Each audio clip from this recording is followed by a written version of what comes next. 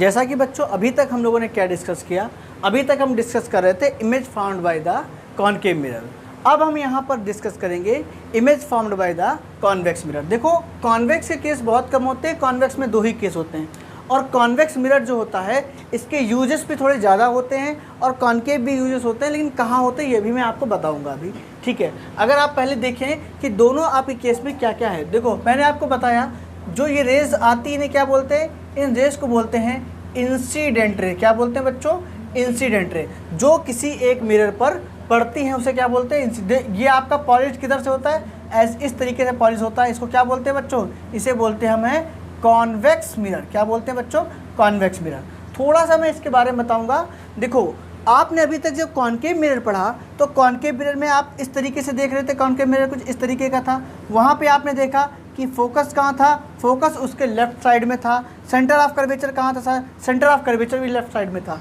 लेकिन in the case of the concave mirror आप देख रहे होंगे यहाँ पे बिल्कुल अपोजिट सिनेरियो है। क्यों, क्योंकि इसका जो कर्वेचर है और कर्वेचर के इनसाइड ही तो फोकस होगा, कर्वेचर के इनसाइड ही तो सेंटर होगा, इसीलिए इन दोनों में ये कंट्राडिक्शन है। इन दोनों में क्या है, ये दोनों अपोजिट केस हैं। कॉन्वेक्स में क्या होता है, कॉन्वेक्स में इसका फोकस राइट साइड में होता है, और आपका कॉनकेव में क्या होता है, इसका फोकस होता है लेफ्ट साइड में। अब हम डिस्कस करते हैं वन बाय वन कि इसकी इमेज जो फॉर्म होगी उसकी प्रॉपर्टीज़ क्या होंगी। देखो बच्चों पहले केस में क्या है, जो आपकी रेज आ रही है कहाँ से आ रही हैं, इन्फिनिटी से आ रही है। मतलब अगर हम ये कह दें, ऑब्जेक्ट जो आपका रखा है, ऑब्जेक्ट कहाँ रखा है, ऑब्जेक्ट एट इन्फिनिटी। कहाँ रखा है ऑब्जेक्ट एट इन्फिनिटी। ऑब्जेक्ट को हमने कहाँ रख दिया, इन्फिनिटी पे रख दिया। हमने आपको पहचान भी बताई है, अगर आपको प्रिंसिपल एक्सिस के पैरेलल इंसिडेंट रेज दिखती हैं तो इसका मतलब ये होता है कि ऑब्जेक्ट आपका कहाँ है, ऑब्जेक्ट आपका इन्फिनिटी पे रखा है। अब क्या होगा, अगर हम इन्फिनिटी पे ऑब्जेक्ट रख दें तो उसके केस में उसमें इमेज कैसी बनेगी। देखो हमने आपको ये भी बताया है पहले लेक्चर में जब हम इसके बारे में डिस्कस कर रहे थे, आपका जो कॉनकेव मिरर होता है वो कैसा होता है, वो कन्वर्जिंग इन नेचर होता है, और कॉन्वेक्स मिरर कैसा होता है, वो आपका डाइवर्जिंग इन नेचर होता है।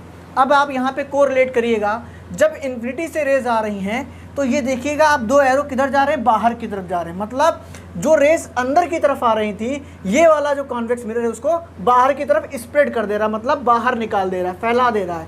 तो ये कैसा होता है, ये होता है आपका डाइवर्जिंग इन नेचर। कैसा होता है, diverging in nature. Diverging in nature का मतलब कोई रेस जो आती है उस पर इंसिडेंट होती है उसको क्या करता है, स्प्रेड आउट कर देता है। लेकिन अगर आप देखेंगे आगे, ये डॉटेड करके जो मैंने लाइन दिखाई आपको है, डैश डैश करके, ये जो लाइंस मीट हो रही हैं ये एक्चुअल मीट नहीं हो रही हैं। ये कैसे मीट हो रही हैं, ये आपकी मिरर के अंदर मीट हो रही हैं। और जब लाइंस मिरर के अंदर मीट होकर कोई किसी इमेज का फॉर्मेशन करती हैं, तब हम उस इमेज को क्या बोलते हैं, तब हम उस इमेज को नाम देते हैं क्या, वर्चुअल इमेज। तो इसकी पहली प्रॉपर्टी अगर हम कहें तो यहाँ पर जो इमेज का फॉर्मेशन हुआ है वो कैसा हुआ, वो हुआ वर्चुअल इमेज। वर्चुअल इमेज कैसे, आप देख रहे होंगे डॉटेड लाइन कहाँ है, ये मिरर के अंदर बनी हुई हैं, ये किसी भी स्क्रीन पे नहीं बनी हुई हैं, तो इसे क्या बोलेंगे हम, वर्चुअल इमेज बोलेंगे। अगर हम सेकंड प्रॉपर्टी के बारे में डिस्कस करें, इसके साइज़ के बारे में डिस्कस करें, तो आपको क्या यहाँ पे कोई साइज़ नज़र आ रहा है, आपको दिख रहा होगा ये एक पॉइंट पे आके कन्वर्ज हो गई, फोकस पे आके कन्वर्ज हो गई। तो इस वाले केस में क्या होगा, जो आपकी इमेज बनेगी वो हाईली डिमिनिश्ड बनेगी, मतलब बहुत ही ज़्यादा छोटी बनेगी। तो इसे क्या बोलेंगे, हाईली डिमिनिश्ड बनेगी। कैसी बनेगी बच्चों, हाईली डिमिनिश्ड, ठीक है। अगर हम थर्ड प्रॉपर्टी के बारे में डिस्कस करें, थर्ड प्रॉपर्टी में हम अक्सर क्या पूछते रहते हैं आपसे पूछते हैं कि इमेज जो होगी वो इरेक्ट बनेगी या इन्वर्टेड बनेगी। इससे पहले वाले लेक्चर मैंने आपको बताया है कि कॉनकेव मिरर में केस में कि जब भी आपकी इमेज वर्चुअल बनती है तो वर्चुअल के केस में इमेज हमेशा कैसी रहती है बच्चों, इमेज हमेशा रहती है इरेक्ट। मतलब जब भी आपकी इमेज वर्चुअल फॉर्मेशन होगा इमेज का, वहाँ पर आपकी इमेज हमेशा इरेक्ट ही रहेगी। तो यहाँ पर क्या बताएंगे इसके बारे में, यहाँ पर लिखेंगे इरेक्ट इमेज। क्या लिखेंगे बच्चों, इरेक्ट इमेज, ठीक है। यहाँ तक आपको क्लियर होगा। जब हमारा ऑब्जेक्ट कहाँ होता है, एट द इन्फिनिटी होता है, then the formation of image, then it's properties are virtual image, highly diminished and erect in size. Now next case, वो केस जब हमारा ऑब्जेक्ट कहाँ है बच्चों, ऑब्जेक्ट बताना जरा, ऑब्जेक्ट कहाँ है। इसके केस में जब ऑब्जेक्ट कहाँ होता है, बिटवीन इन्फिनिटी एंड पोल, मतलब इन्फिनिटी और पोल के बीच में, इन्फिनिटी कहाँ होता है, जिस डिस्टेंस को हम मेजर ना कर पाएँ वो इन्फिनिटी होता है। इन्फिनिटी और पोल के बीच में जब किसी ऑब्जेक्ट को हम रख देते हैं तब हम उस केस को कहेंगे object between infinity and pole. और उसके केस में जब आपका इमेज का फॉर्मेशन होगा वो कैसा होगा, आपको दिख रहा होगा यहाँ पर, देखो बच्चों। उसके केस में जब आपका जो इमेज बनेगा वहाँ पर पोल और फोकस के बीच में बनेगा। कहाँ बनेगा, पोल और फोकस के बीच में बनेगा। कैसा बनेगा, अब आप देख रहे होंगे डॉटेड लाइन आपस में मीट हो रही हैं और यहाँ पर ये आपकी इमेज का फॉर्मेशन हो रहा है।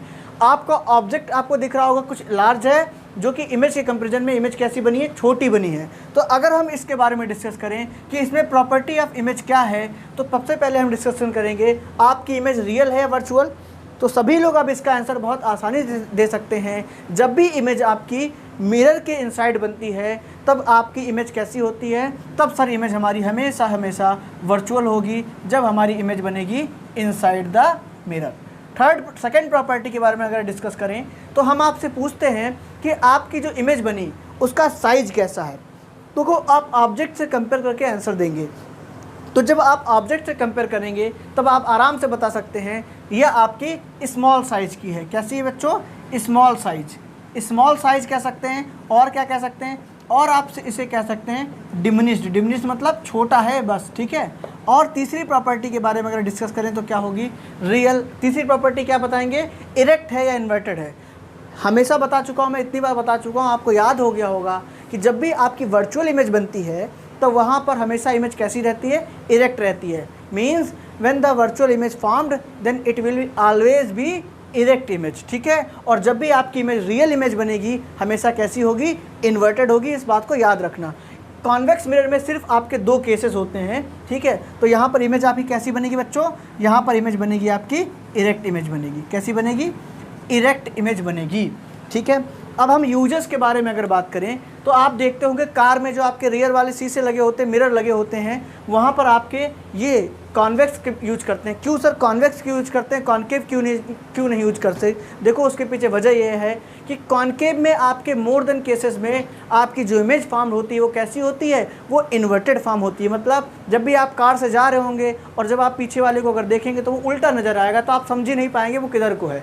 इसीलिए आपका कौन सा आपका मिरर यूज होता है, कॉन्वेक्स मिरर यूज होता है। और क्या प्रॉपर्टी होती है, देखो बच्चों इसमें इमेज बनती है छोटी। तो छोटी इमेज में मतलब ज़्यादा वाइड एंगल आएगा, मतलब ज़्यादा लोगों को आप उसमें देख सकते हैं। तो इसीलिए इसका सबसे ज़्यादा यूज होता है किसमें, रियर साइड में। रियर साइड जो मिरर यूज होते हैं आपके व्हीकल्स में, वहाँ पर आपका कॉन्वेक्स मिरर यूज होता है। क्यों, क्योंकि सबसे बड़ी बात इसमें वर्चुअल इमेज बनती है, सीधी इमेज बनती है, ठीक है। और क्या है, और कॉन्केव हम कहाँ यूज करते हैं, आपने देखा होगा जो डेंटिस्ट के पास मिरर होते हैं वहाँ पे हम कॉन्केव यूज करते हैं। तो सर आपने अभी तो बताया कि इमेज हमेशा इन्वर्टेड बनती है कॉन्केव में, तो वहाँ पे डेंटिस्ट यूज करते हैं। देखो एक केस मैंने आपको बताया जहाँ पर वर्चुअल इमेज बनती है, वो केस कौन सा होता है, फोकस और पोल के बीच में। फोकस और पोल के बीच में जब हम ऑब्जेक्ट को रखते हैं तब आपकी इमेज कैसी बनती है, वर्चुअल बनती है कॉन्केव के केस में। जब आपने नोटिस किया होगा जब डेंटिस्ट आप दांत वगैरह चेक कर रहा होता है तब क्या करता है, उससे जो आपका मिरर होता है उससे और दांत के बीच में डिस्टेंस बहुत कम होती है। मतलब वो फोकस और पोल के बीच में डिस्टेंस होती है, फोकस और पोल के बीच में उस समय आपका ऑब्जेक्ट रहा होता है। इसलिए आपकी इमेज कैसी बनती है, वर्चुअल बनती है और इनलार्ज बनती है। तो दोनों ही यूजेस मैंने आपको अच्छे समझा दिए, और इसके रे डायग्राम कैसे बनते वो भी मैंने बताया, और इमेज की प्रॉपर्टी कैसी होगी ये भी हमने अच्छे से डिस्कस कर लिया। अब जब नेक्स्ट पार्ट में, नेक्स्ट लेक्चर में क्या डिस्कस करेंगे, अब हम डिस्कस करेंगे साइन कन्वेंशन। सर ये साइन कन्वेंशन क्या होता है, साइन कन्वेंशन में हम डिस्कस करेंगे जो आपकी इमेज है, इमेज का पॉजिटिव है या निगेटिव है, आपका ऑब्जेक्ट हम कब डिस्टेंस पॉजिटिव लेंगे, कब निगेटिव लेंगे, हाइट ऑफ द ऑब्जेक्ट आप पॉजिटिव कब लेंगे या हाइट ऑफ द इमेज आप निगेटिव कब लेंगे, हमें वन बाय वन वो सारी चीज़ें उसमें डिस्कस करनी है। क्योंकि साइन कन्वेंशन जब हम रूल पढ़ लेंगे तभी हम उसको न्यूमेरिकल में अप्लाई कर सकते हैं, तभी हम उसे मिरर फार्मूला में रख सकते हैं। तो साइन कन्वेंशन और मिरर फार्मूला और मैग्नीफिकेशन ऑफ द मिरर हम अपने नेक्स्ट लेक्चर में कवर करेंगे। तब तक के लिए थैंक यू, बाय बाय।